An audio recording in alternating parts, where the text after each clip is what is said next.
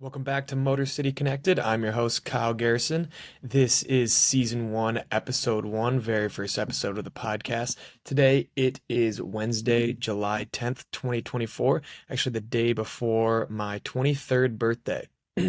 And I'm excited. I'm really excited. If you're listening to this, I really, really appreciate it. This is my very first independent podcast. I've done some other stuff through the home stretch, which is the podcast that I work for at the University of Utah.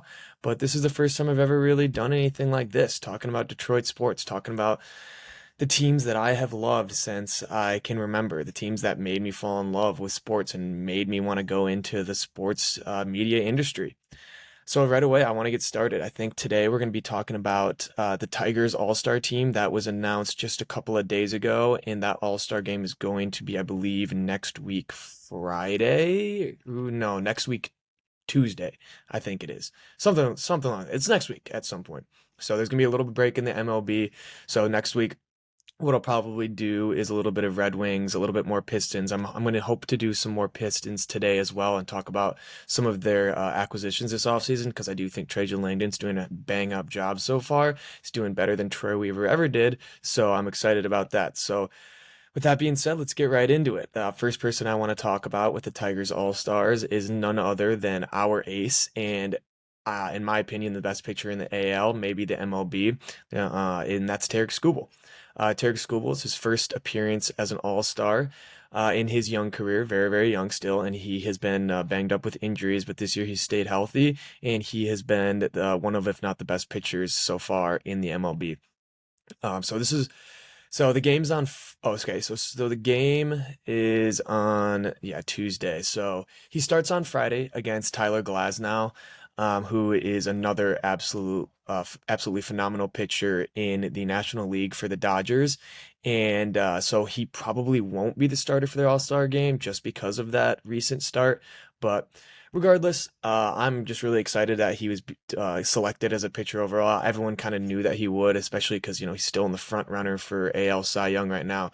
But there's been a lot of times in the past where the Tigers All-Stars are always the pity votes. It's always we'll throw in a Gregory Soto or a Joe Jimenez because Tigers are so bad, we've never had any impact players, and every team gets an all-star at least one, and that has been the case. Last year it was Michael Lorenzen, and that to me was just kind of a slap in the face because it just showed we didn't have anybody that was putting up numbers that was a unanimous all-star or an all-star starter, and there was no doubt about it. And this year we have two in Riley Green and Tarek Skubal, so that's really cool to see. Um, some of the other pitchers that made it in the AL were Corbin Burns and Seth Lugo. Corbin Burns for the Orioles and Seth Lugo for the Royals, both really phenomenal pitchers with really good stuff. But overall, I do believe that Tarek Skubal is the best pitcher in the AL. And I don't think it's particularly close. I mean, if you look at some of his stuff compared to last year, his four seam velo is up zero point 0.9, and that's only 1 mile an hour. But as a guy who came off of I believe he had a shoulder surgery, and coming in and throwing a mile an hour higher a year later, it's quite ridiculous. There's not a lot of dudes in the MLB that can just up their velo, especially because he was already a 98-mile-an-hour pitcher, and we've seen him this year. We've seen him throw 101. We've seen him throw 100 on a consistent basis, but he doesn't need to. His stuff's so nasty, and his placement of his pitches and his pitch mix is just so hard for batters to get to that it doesn't really matter how high his velo is, and I'd rather have him be able to go 95 pitches instead of going 70 and throwing a little bit less, add in a little bit less to that velo. His sinker is up zero point 0.6. He doesn't throw that all that much, but it's still a nasty pitch for him. Every pitch in his arsenal is nasty. But he's just shown that regardless of what pitch he's throwing, he's gonna make you miss, and he's gonna add some velo. He's gonna take some off. He's gonna do stuff that keeps batters off balance. I mean, you see him just throw first pitch strike, and then right away the batter is just chasing off the box. He leads the MLB in three pitch strikeouts. It's up now. It was at 33, I believe, before the 13 strikeout game he had a couple of nights ago against the Reds.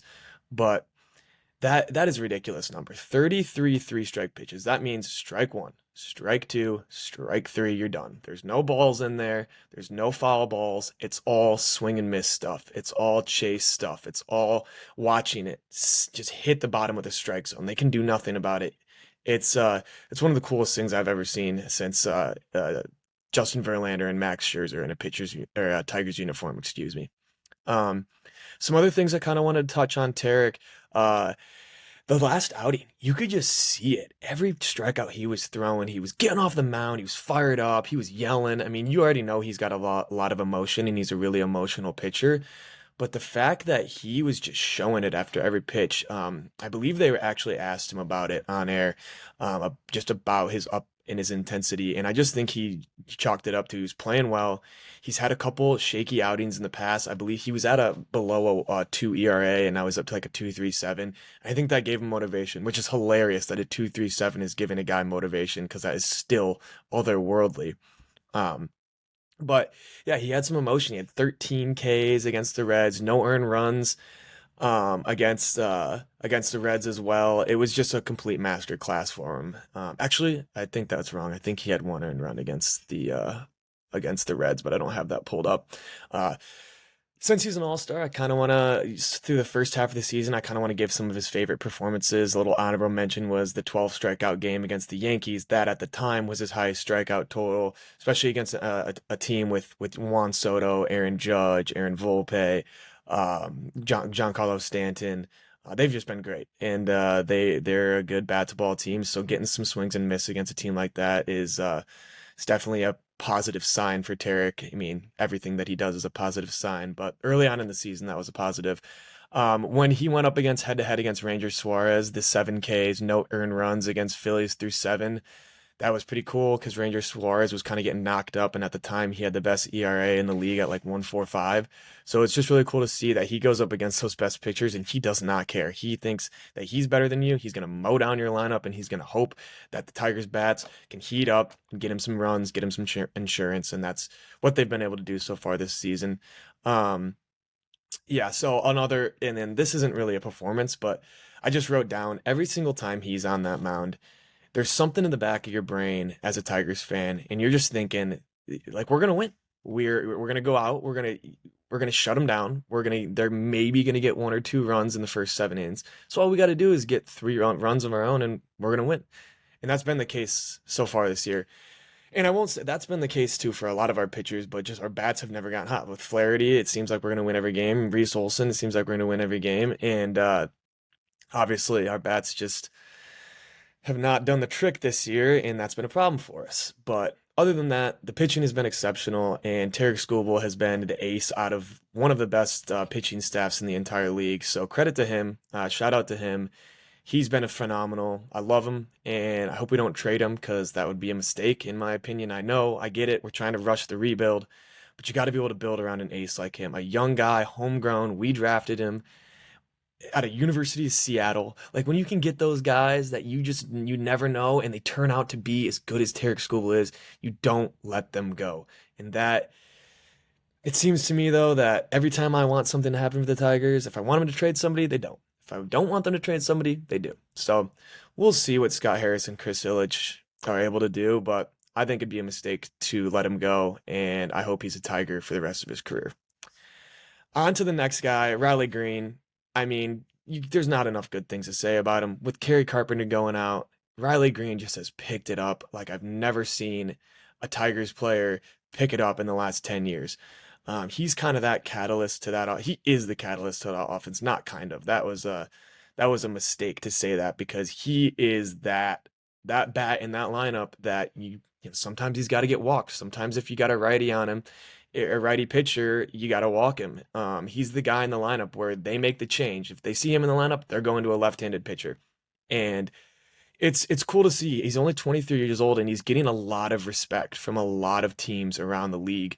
And I just think that attests to his off-season patience and just knowing that he's got the skills and he's just got to be patient in the batter's box. His walk rates are up, everything's up, and he's been playing really well. Some of the things that I kind of wrote down that I wanted to touch on was just, like I said, it's nice to get two All-Stars that are deserving. It's nice to not have those pity votes. It's nice to not be the Oakland Athletics of the league where they're picking a random bullpen guy to be the All-Star because nobody on your team has produced all year. Um, but enough talking about that. That's a negative. I keep wanting to talk about the positives. So another positive, 13.2 barrel rate for Riley Green. If you're not familiar with barrel rate, that is ridiculous. I don't know what the exact stat is, but I believe the barrel rate, it takes into consideration your exit velo and the launch angle. I think it's 98 miles an hour, and then if the launch angle has to be anywhere between, what is it, 25 to 31 degrees or something like that. Oh, no, that's just an example. But yeah, the launch angle has to be between a certain angle for it to be considered a barrel. And Riley Reid's barrel rate is at 13.2. For a non-power bat, that's really, really good. I don't know where he stacks up in the league overall with his barrel rate, but it's really good for an outfielder that is not considered to be a power bat. I mean, he has 17 home runs, so that power bat's coming with time. But 23 years old, 13.2, we're going to take that with a team that really, really struggles to barrel balls. Another stat, 3.7 WAR, tied for 15th in the MLB. Halfway through the season, WAR is wins above replacement, and that's a stat that is kept to kind of just talk about the impact of a player overall instead of just looking at his stats straight up, looking at his batting average, his OPS, his on-base percentage, and whatnot. It's kind of looking at an overall of what he does for the team and how many wins that he generates just himself. Another thing I want to talk about is just his favorite parts of the year. I'll shine a light on that. Um, so he had a bad May. I'm not even sugarcoating. He had a bad May. I'm pretty sure he was batting like 212 or something in May. It was not great, but it doesn't matter because he was able to bounce back. He was kind of on the edge of the All-Star after May, and his June was just unbelievable. I was just so impressed with just his composure. As a young guy, when you have a bad month, Spencer Torkelson, it really can take a toll on you and it can really deter you. You don't want to make a mistake, so you go out there and you're not trying to barrel up balls or you're just swinging freely and you're just not making contact. And that can really affect young guys. And it hasn't affected Riley one bit. He's been everything that he's chalked up to be since when we drafted him. He's exceeded expectations in my opinion, and I love his ability to bounce back and make that all-star team, and just be a leader on the team and not and show other players that if they're struggling, it's not the end of the world. Things are going to figure itself out. It's baseball. There's 182 games. You're going to have struggles. That's just what happens. Um, but moving on from that, moving to left field. He was great in center field, but the move to left field, unselfish of him. And he's done a great job. Obviously, he doesn't get nearly as many balls as he did in center field, but whenever there's a ball, he's there. He is not going to make a mistake, and he's just really surefire glove out there. Um, and it's just really really cool to see the transition from center to left pretty seamlessly. Um, the two homer game against Houston, that was really awesome. That was when I was like, oh man, he might be the bat in that lineup. He might be the guy that we rely on for power, which I'm not mad about because he's been smoking them and he's been great. Maturity at the plate. His walk rate's up. He's taken a lot more walks than he had in the past. If you look at his strikeout or his walk to strikeout rate, his first 2 years were zero point 0.3 and 0.31, and this year it's 0.48, which is a huge leap for a young guy who he struck out quite a bit in the past couple of years. But that's just because, but that's because he's trusted to strike out. He's trusted to swing. So the staff allows him to swing. But this year he's shirted it up and he's made sure that he's, not looking at too many balls on the plate and making sure that he's not striking out as much and being patient. And that's really huge for a young bat like Riley. 23 years old. 23 years old, guys. We've got a good player, and let's soak that up while we can, because we haven't really drafted all that greatly in the past. So it's really really refreshing to see a young bat actually start to reach their potential. So yeah, we're about halfway through now, and I kind of want to switch it over to Pistons. Hopefully, if you are like many of the Detroit faithful and you're hearing about the Pistons, you turn it off. Please don't, because I actually have a lot of positive stuff to say in an organization that does not have very many positive things to say whatsoever. So first of all, got to talk about our guy. Got to talk about our Riley Green, Cade Cunningham. 5 years, 226, and that's great. Scotty Barnes and Franz Wagner, who were drafted in the same draft class as him, both got 5 years, 270. That's 44 million more than what Cade got. That's a lot. Obviously, with a big contract like that, it's apples and oranges, but 44 mil that we can expend, that we can buy, that we can use to get a Malik Beasley, we can use to get a Tobias Harris, a Paul Reed. That's huge for us to be able to save some of that money, and it locks up Cade on a long-term deal, especially when you're a young guy and every year there's a switch up in staff, there's a new coach, there's a new president of basketball operations. It takes a toll on you. Like I said for Riley, like young bats in the MLB, they struggle because it's just a hard sport to adapt to. Young players in the NBA struggle when they don't have a foundation, when they don't have a coach or a front office that they've grown up with, that they have learned from and are familiar with. So it's nice to see Trajan Langdon coming in, making those moves, getting JB Bickerstaff, getting a coach who's proved himself and isn't just doing it for the money and actually wants to contribute to the growth of a young core. And I think Cade's going to really, really flourish because of that. I have bolded on my sheet identity. And that's what I've been talking about all season for the Pistons, last season, before that, my whole life. We need an identity. And it's easier said than done. You go on 2K and you look at your coaching suggestions of if you want to be a balanced or a perimeter centric offense or whatnot, and you can just go and click on the one you want because it'll show which is the best. That's not how the NBA works, unfortunately. But what you can do is be like Trajan Langdon, where you come in, you say, look, we're not gonna send everything out to the media right away. We're gonna make our decisions in our front office, and then once they start piecing together, then we'll start giving the updates to the media and everything. But right now, we're focused on ourselves. We're not focused on any other outside noise. So they went out and they did exactly what every single Pistons fan has been saying since Cade got here. We need to surround this guy with shooters because we know the lob threat is there with Jalen Duren. We know that his pick and roll game is second to none. We know his when he comes off that screen at the elbow or the baseline, he's automatic. But when this year, when he was driving to the paint, they were collapsing. There was three dudes right there, and he would have to chuck up some shot, and he barely ever gets foul calls. So we need guys where he can kick out to in the corner. We can't kick it out to Oscar Thompson anymore. I love the guy. I love his defensive energy, but we need our corner shooters to be the Malik Beasleys, the Tim Hardaway Jr.'s, the guys that have shot 40% from three in the past. That's exactly what we did. We got both those guys. And I have it written down. I have a ton of notes on every player, but the Tim Hardaway Jr. trade, a little bit expensive, but he's on an expiring deal. So we'll take it. He's on a prove it deal. I think he's got like 15 million. He made a ton in his deal with the Mavericks, but obviously they kind of got him out of the lineup.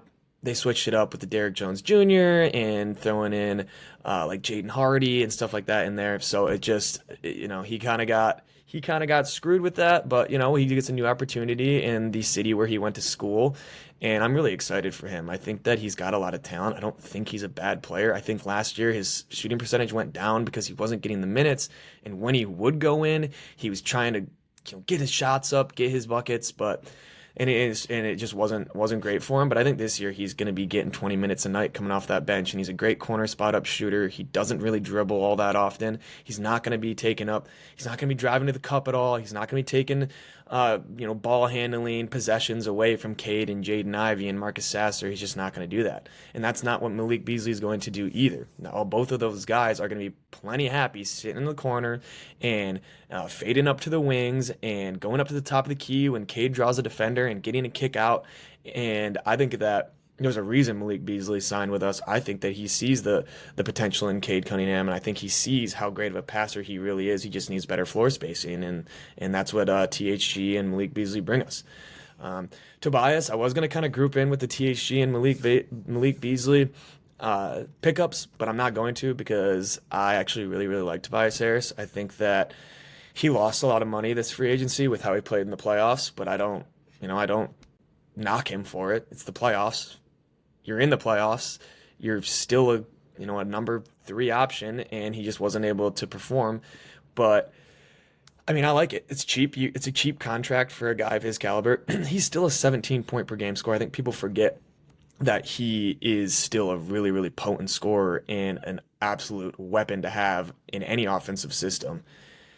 And he's gonna be paired great with Cade Cunningham. Tyrese Maxey and Joel Embiid are a lot different than Cade Cunningham, and I guess our second best player is like Simone Fontecchio right now. But anyways, I mean, it's a completely different scenery for Tobias, and he's gonna get a lot more chances. He shot 35 percent from three last year. His rebounding numbers were up, and it gives us a spot at the four.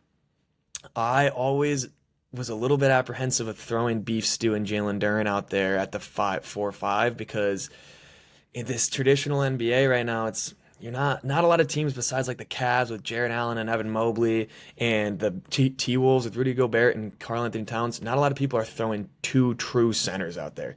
So Tobias, he's a little bit smaller, but he's still a good rebounder, and he stretches the floor a little better. He's a little bit better ball handler than Beef Stew, a little bit better shooter.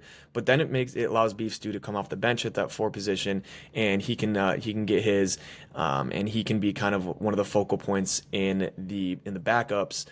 Compared to being the fifth option in the starters and just really not getting all that much productivity. Um, so Tobias signing, I like it. If you don't like it, I get it. I totally understand. It's a steep 2-year 52. But I understand people are frustrated with the moves that have been going on in this organization for the past couple of years, and it's really, really hard to give props to anybody that makes any moves to the Pistons just because you never know what's going to happen. But I do think that Trajan Langdon is, if these aren't splash signings, he at least is giving Cade a chance to have some guys around him that are going to help him succeed and maybe potentially push us to a 25, 30, 35 win team in this next couple of years. Um, so another thing that I didn't have written down because it recently happened yesterday was the Paul Reed signing. I believe we picked him up for 1 year, 8 million off waivers, but I'm gonna just say right now, I'm a big advocate of signing our seven and eight and nine pieces of rotations because as a Piston fan, I've seen some of the guys that we've had as the 7, 8, and 9 option in our lineups, and it's been awful. I don't want to name. I mean, I will name a couple names, like the Jonas Jerebkos of the world, and the Kyle Singlers, and the Aaron Baines of the world. I've seen those guys come in, and I've seen them do nothing and just make my skin boil. So the fact that we picked up Paul Reed, who I don't think people realize how good Paul Reed really, really is. Last year, so in his first 3 years in the league, he's only 25, by the way. In his first 3 years in the league, he shot a combined total of 23 pointers and made three of them. Last year alone, he shot 57 and he made 21 of them at a 36.8% clip. Paul Reed is not a small guy. Paul Reed is 6'10", 210. That is a big man. And if he can come off the bench and stretch the floor for us while, averaging 9, 10 points a game and 8 rebounds off the bench, that is music to my ears. That is exactly what I want in a signing.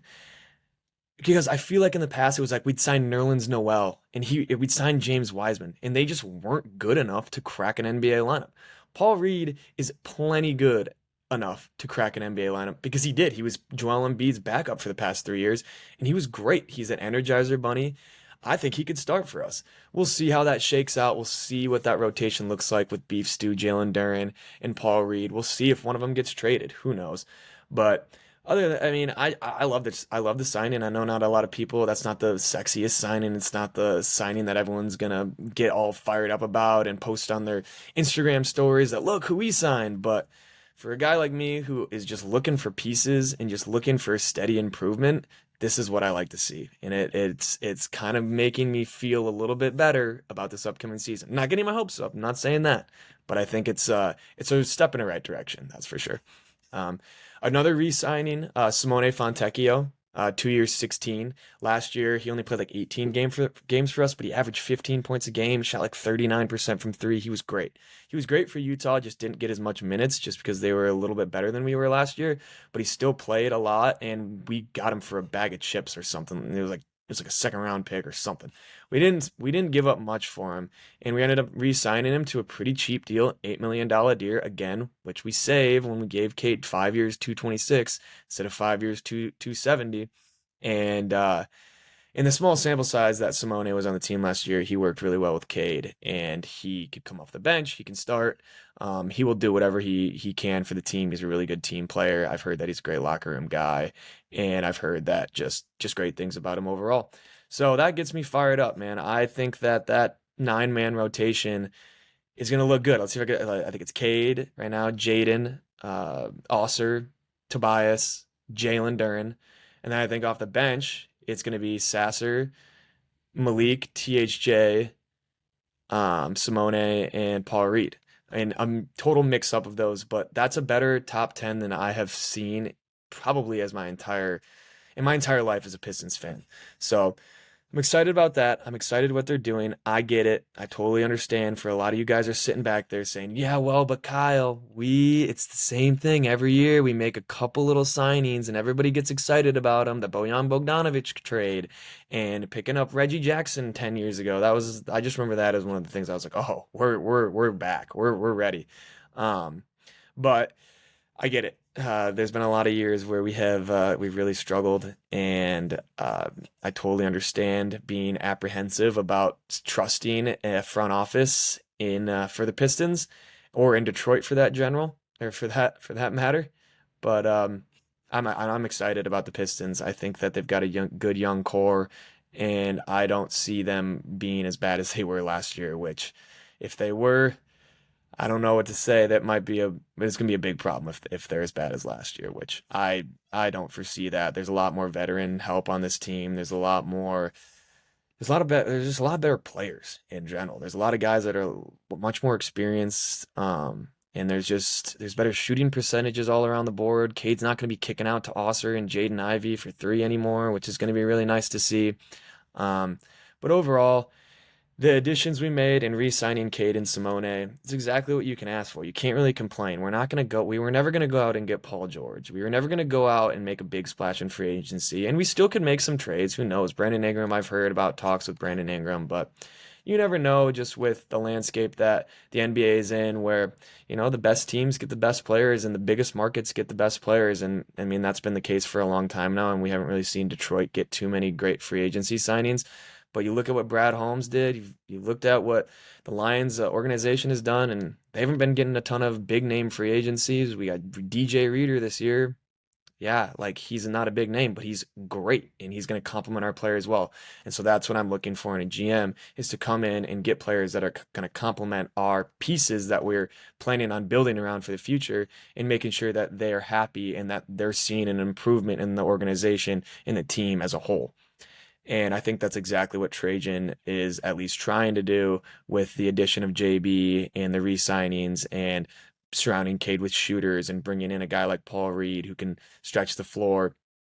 So I'm not mad about what's going on this offseason. I know some people are a little bit disappointed. They wanted some more stuff to happen, but I think these are great acquisitions. I think that we're on the right path to getting back to being even the 500 team, the 8th seed, the 7th seed. That's in my lifetime. That's what I've looked for is fringe playoff team for the Pistons, but we'll see. We'll see. Hopefully they can make a little push into the play-in and be, hopefully in December and January and February they're playing some meaningful basketball instead of being in the middle of a 29 game losing streak like they were last year, and it's not even fun to watch anymore for us.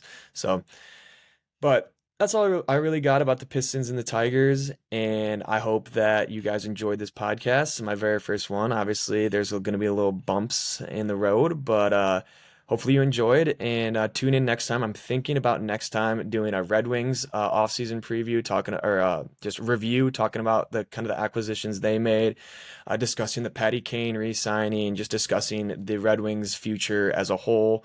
And then tapping into some Lions stuff, I've been able to go to some Lions practices this year, and kind of see how the team's meshing together. And I want to talk about some rookies and talk about some guys that I think are going to make some leaps in the next season. So, thank you so much for listening. This has been Motor City Connected with Kyle Garrison, and hopefully you tune in next time.